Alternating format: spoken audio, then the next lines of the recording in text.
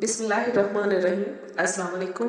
तुर्की के खलीफा सुल्तान मुराद की आदत थी कि वो भेस बदल कर आवाम की खबरगिरी करता था। उसने एक रात अपने सिक्योरिटी इंचार्ज को कहा कि चलो कुछ वक्त लोगों में गुजारते हैं। शहर के एक किनारे पर पहुंचे तो देखा एक आदमी गिरा पड़ा है। बादशाह ने उसे हिला कर देखा तो मुर्दा इंसान था। लोग उसके पास से गुजर कर जा रहे थे। बादशाह ने लोगों को आवाज दी, इधर आओ भाई। लोग जमा हो गए। वो बादशाह को पहचान ना सके। पूछा क्या बात है। बादशाह ने पूछा कि आदमी मरा पड़ा है, इसको किसी ने क्यों नहीं उठाया?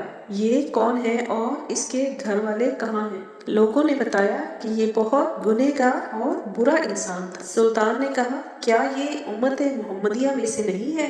चलो इसको उठाएं और इसके घर ले चलें। लोगों ने मैयत घर पहुंचा दी।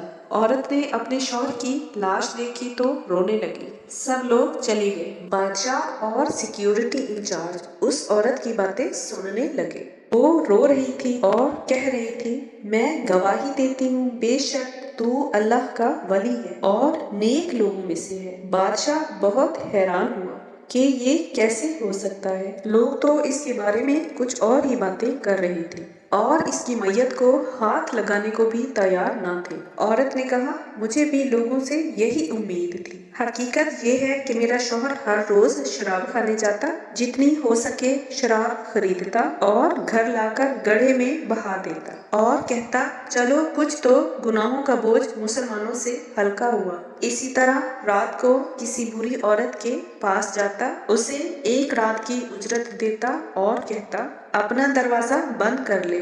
घर आकर कहता अल्हम्दुलिल्लाह आज इस औरत के गुनाहों का कुछ बोझ हल्का कर दिया। लोग उसको इन जगहों पर आता जाता देखकर बुरा समझते। मैं उसे कहती थी कि याद रखो कि जिस दिन तू मरा तो लोगों ने तुझे गुस्ल ही नहीं देना, ना तेरी नमाज़े जनाजा पढ़नी और ना ही तुझे दफनाना है। वो मुस्कुराता और कहता कि घबराओ मत, तू देखना कि मेरा जनाजा वक्त का बादशाह, उल्मा और औलियाए कराम पढ़ेंगे।